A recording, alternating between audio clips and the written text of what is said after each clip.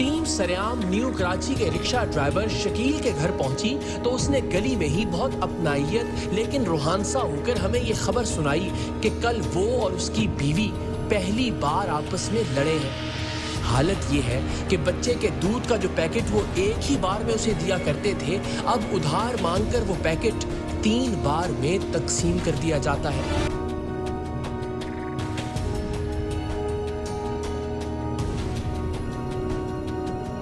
कैसे आप खरीद से यार कोई मदद की है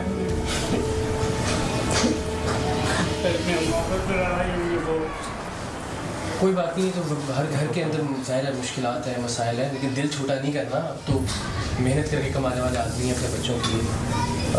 तो अभी क्या सूरत हाल है? रिक्शा वगैरह कोई देता भी नहीं किराया, तो दूसरा ये है कि अभी काम भी नहीं है, या अपना होता तो गुजारा हो जाता है। पहले किराए पे लेके चलाते, पहले किराए पे लेके गुजारा चढ़ जाता है।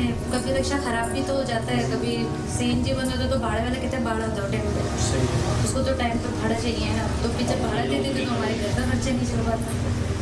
नौकरियों में कह रहे हैं कि आधी तनख्वाह देंगे आपको 7,000 6,000, बच्चों का ऐसा काम नहीं आता है ना। क्या सोचते हैं क्या हो जाए? अल्लाह करे सुबह जब रात को जागें और सुबह कोई क्या अच्छा बदल काम मिल जाए तो चलो हाथ पे सलामत है, काम कर लेंगे तो खुद ही सब चलेगा, पर काम नहीं मिल रहा है ना, सही काम नहीं होता है। कोरोना ने जो डिस्टर्ब किया लोगों को, बड़ा मसला पैदा कर दिया इसके। यकीन माने इंसान खाने को तरस गया, कुछ भी नहीं खिलाता। एक सीरीज खरीद के लाता हूँ, 3 दफ़ा खिलाता हूँ। जब रिक्शा चला रहे थे ये लॉकडाउन, जब माशाल्लाह अल्हम्दुलिल्लाह मेरे बच्चे मेरी कमाई से ही जो भी है, अल्लाह ताला का शुक्र गुजार फंस गया था कि बस वक्त आ गया। बहुत सारे लोगों पे आया, कोई बात नहीं, अल्लाह मालिक है। बस एक तो ये सोच के तसल्ली दें कि आपने कभी भी इससे पहले जब तक अल्लाह ने ऑप्शंस दिए हुए थे, आपने अपनी क़ुव्वत बाजू से अपने बच्चों को पाला है माशाल्लाह जी। आपने किसी के सामने हाथ नहीं फैलाया, और अब भी बहुत सारे लोग इस आजमाइश में अल्लाह निकाल दिए, आपस में लड़ाई झगड़े की ज़रूरत ही नहीं है। कोई ऐसा 2 महीने में वक्त आया कि जब बच्चे खुदा न ख़स्ता आपको लगाओ कि अब तो रात खाने के लिए यकीन माने आया है, अल्लाह का रसूल गवाह आया है खाने के लिए कुछ। हाँ, लेकिन वो अल्लाह ताला की तरफ से कहते हैं कि सुलाता नहीं है भूखा, वो बाखुदा अल्लाह ने बनवाया है। और उसी रात को तकरीबन 2:30 से 3 बजे मेरे पास एक ने कहा मुझे भाई ये राशन ले आओ, खुदा की कसम। अल्लाह ताला अल्लाह राज़िक़ और मालिक तो है ना, परवरदिगार, उसमें यकीन करने वाले से मिला दो, क्या करें, सलामत है।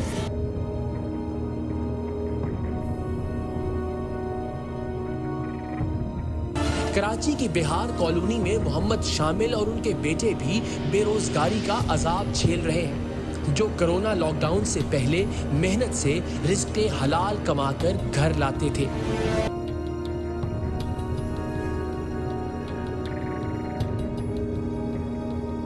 कैसा वक्त था 2-2.5 महीने का? बहुत बीच में कठिन दिन भी गुजरा, ऐसा कि मेरे यहाँ पे पानी के इलाके में बड़ा मसला, जिसकी वजह से टैंकर भी डलवाना बड़ा मुश्किल हो गया था मुझे।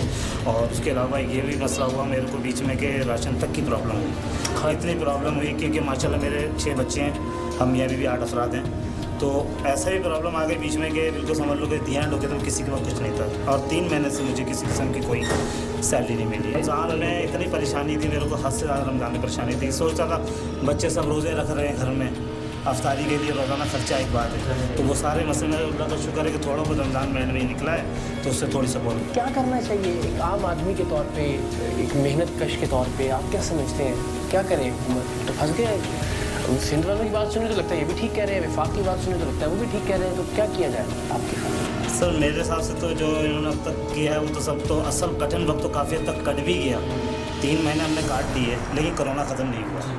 3 महीने हमने काटे, लेकिन अगर ये शुरू में 15 दिन सख्त तरीन बंद कर देते या 20 दिन बंद करते सख्त तरीन, हो सकता था कि हम इस पोजीशन में आज अब और बढ़िया मज़ीद स्लो कर करके 3 महीने गुजार के परेशानी रोजगार भी नहीं, रोजगार भी चला के परेशानी बढ़ गई है। तो इसमें तो हमारी हुकूमत भी कुछ नहीं कर पा रही। डायरेक्शन ठीक नहीं है इसका, डायरेक्शन बिल्कुल भी ठीक नहीं है किसी किस्म का, ना सिर्फ हुकूमत कोई किसी किस्म का डायरेक्शन सही कर पा रही है, ना हमारी हुकूमत कर पा रही है। बहुत शुक्रिया आपकी टीम का भी बहुत बहुत शुक्रिया है जो हमारे गरीब खाने तक यहाँ तक आए। ख़वातीन और हज़रात, ये था आज का सरेआम, और इस सरेआम के इख्तिताम पर इंतहाई दर्द दिल से हाथ बांध कर आप सबसे गुजारिश कि प्लीज़ कोरोना के इशू को, लॉकडाउन के मसले को अपनी अनाओं का मसला मत बनाइए।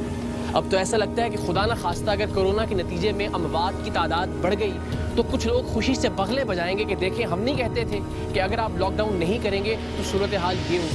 یا اللہ کرے اگر اموات کی تعداد اور کیسز کی تعداد کم ہونا شروع ہو گئی تو کچھ لوگ دل ہی دل میں افسوس کریں گے کہ اس سے تو ہمارا موقف غلط ثابت ہو گیا. خدا کے واسطے پاکستان کے لوگوں کا سوچئے, پاکستان کا سوچئے, پاکستان کی آنے والی نسلوں کا سوچئے. یہ کسی بھی طرح سے ایک سیاسی ایشو نہیں ہے. لاک ڈاؤن ہونا چاہیے یا نہیں ہونا چاہیے اس پر آپ کی رائے کسی بھی طرح سے پیپلز پارٹی یا پی ٹی آئی کی رائے نہیں ہے. آپ کے اپنے حالات, اپنے ارد گرد کے واقعات, اپنے ارد گرد کے لوگوں کو دیکھ کر آپ فیصلہ کر سکتے ہیں کہ لاک ڈاؤن ہونا چاہیے یا ہمیں لاک ڈاؤن کے علاوہ SOPs پر عمل درآمد کرتے ہوئے کاروبار کھولنے کی طرف جانا چاہیے. آخر میں یہی دعا ہے کہ اللہ تعالیٰ ہمارے حکمرانوں سے وہ فیصلے کروائے, چاہے وہ حکمران سندھ کے ہیں چاہے وفاق کے, کہ جو فیصلے اس ملک کے لیے بہتر ہوں, اس ملک کے مزدوروں اور اس ملک کے محنت کشوں کے لیے بہتر ہوں اور اس ملک کی آنے والی نسلوں کے لیے بہتر ہوں. پاکستان زندہ باد.